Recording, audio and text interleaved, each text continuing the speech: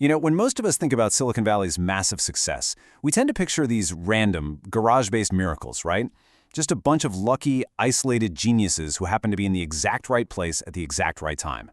Well, get ready to completely shift your perspective today. We're going to explore a really counterintuitive reality.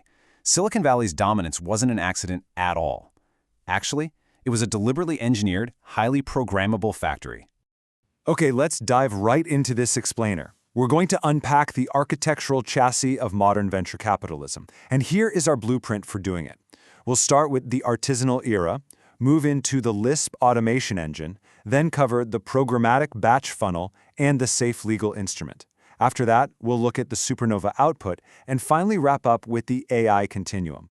Starting us off with Part 1, the artisanal era, or the broken forge of 2005. To really understand this revolution, we have to establish the baseline reality of the early 2000s. Back in 2005, setting up a tech company was this incredibly slow, bespoke craft. If an engineer wanted seed capital, they had to somehow navigate this insular, elite network of traditional Sandhill Road venture capitalists. We call that the bespoke forge. These legacy firms demanded months of forensic legal due diligence, custom-tailored contracts, and intense multi-month gatekeeping. It was a massive bottleneck. They treated creating a company like it was this rare, fragile miracle. But then enter the scaled turbine, Y Combinator. By bringing massively parallel batch ingestion to venture capital, they were about to unleash a high-octane velocity the financial world had literally never seen before. Moving right along to Section 2, the Lisp automation engine, applying software automation to human capital. So, how exactly do you apply software automation to human capital? Well, the answer lies in a massive cognitive leap by Paul Graham, a pioneering computer scientist and co-founder of Y Combinator. Graham had a deep mastery of Lisp, and in Lisp, code and data utilize an identical tree-structured matrix which allows a program to dynamically write and optimize its own code in real time. Graham looked at the legacy venture capital partners of 2005 and realized they were basically operating like primitive, manual compilers, just processing one isolated founder at a time with immense structural friction. His radical idea was to treat the venture fund itself as an automated Lisp macro. Think about that for a second. Instead of processing founders one by one, YC would batch process raw engineering talent synchronously. That led to the 2005 prototype blueprint, which launched with the Summer Founders Program. Instead of scattering funding randomly across the year, they took a synchronous batch of startups and ingested them over a single 12-week block. To strip away all that legal friction we talked about, they used a completely standardized formula. Every single company got a minimal survival check of $12,000 to $20,000 in exchange for a flat, non-negotiable 7% slice of common equity. No haggling, no boutique negotiations. Take it or leave it. By treating seed capital as a mass-producible software API call, they completely decoupled company initiation from Wall Street banking. Which brings us to Section 3, the programmatic batch funnel, the mechanics of systematic attrition. Let's move to the operational engine of this factory and see how it builds. This data-driven funnel is essentially a machine of systematic attrition, designed specifically to isolate power law winners. And it runs on 3 unyielding mechanical stages. Stage 1 is mass passive ingestion. YC dismantled elite gatekeeping by using a simple online form, running an algorithmic filter over tens of thousands of global applications to find raw execution velocity. Stage 2 is the Darwinian 12 weeks, pulling hundreds of founders into an intense crucible. And finally, Stage 3 is the demo day outlet, where the validated nodes are exposed to the open market to create multi-billion-dollar home runs. Now, during that Stage 2 Darwinian squeeze, things get intense. Founders are hit with this uncompromising, minimalist mandate. It's literally written right on the walls out in Mountain View. Make something people want. All the traditional corporate distractions are completely stripped away. Instead, founders enter this execution loop anchored by intimate, off-the-record Tuesday night dinners with Silicon Valley legends. Through ruthless peer calibration, teams are forced to demonstrate a 10% compounding weekly growth rate in their core metrics. It is an absolute psychological pressure cooker that forces years of product validation into just 90 days. And then you hit Stage 3, Demo Day. Every startup gets a non-negotiable 2-minute window on stage to pitch their validated metrics to a room packed wall-to-wall with elite institutional investors. What YC is doing here is brilliant. It's an asymmetric liquidity pump. By cramming hundreds of competing investors into one physical room, they manufacture intense, synthetic capital scarcity. This triggers high-velocity bidding wars that artificially inflate seed valuations literally overnight. It was a complete shock to the system for traditional investors.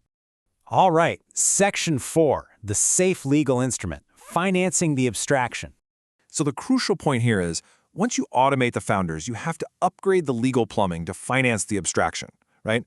Invented in 2013 by YC partner Carolyn Levy, the SAFE, or Simple Agreement for Future Equity, completely vaporized the friction of traditional financing. It's an absolute masterpiece of legal reductionism. Instead of arguing over exactly how much a raw software prototype is worth today, the SAFE is just a 5-page contract that grants liquid capital immediately, with a promise that the investment will convert into corporate equity at a future date during a formal Series A round. It stripped away all those arbitrary speculative valuations. To put that into perspective, before the SAFE, startups were stuck using a traditional priced equity round. The mechanism was multi-board preferred stock, the cost was thousands in deferred legal fees, and the valuation was just a massive headache of arbitrary speculation. The YC SAFE transformed this entire process into an instant execution API. You could literally download the unaltered text file from their website, use a digital signature app, and close a $2 million funding round in a single afternoon for $0 in legal fees. Just incredible. Moving into Section 5, the supernova output, the global seeding of the giants. It's time to look at the tangible products compiled by this factory, because YC wasn't just a passive stock picker, they were an industrial kingmaker. $600 billion. Just let that number sink in for a second. By 2026, this was the staggering total market capitalization of all Y Combinator accelerated companies. This metric quantifies the absolute scale of the factory's output. It proves beyond a shadow of a doubt that a standardized, software-driven factory model can scale physical economic assets just as easily as invisible code. Let's walk through an historic triad of these multi-billion-dollar supernova hits. These are apps you literally probably have on your phone right now. In summer 2007, Dropbox entered the batch as just a raw Python hypothesis and ended up completely dematerializing physical storage hardware. In winter 2009, Airbnb's founders joined while facing personal credit card bankruptcy. Following Paul Graham's mandate to manually photograph apartments in New York, they optimized their design and transformed global hospitality without ever building a single physical hotel. And in summer 2010, Stripe abstracted global financial movement into a simple 7-line code snippet, dematerializing banking infrastructure to become the permanent chassis of global e-commerce. And finally, Section 6, the AI continuum, from 2005 all the way to Phase 7 AI. And this brilliantly illustrates how the underlying mathematical logic from back in 2005 scaled seamlessly into the Phase 7 cognitive systems of today. There are 3 massive transformations linking YC directly to foundational AI. First, the ingestion of OpenAI's core team. Sam Altman actually served as YC's president, taking these exact high-velocity blueprints to launch OpenAI and secure the infrastructure to break the AI winter.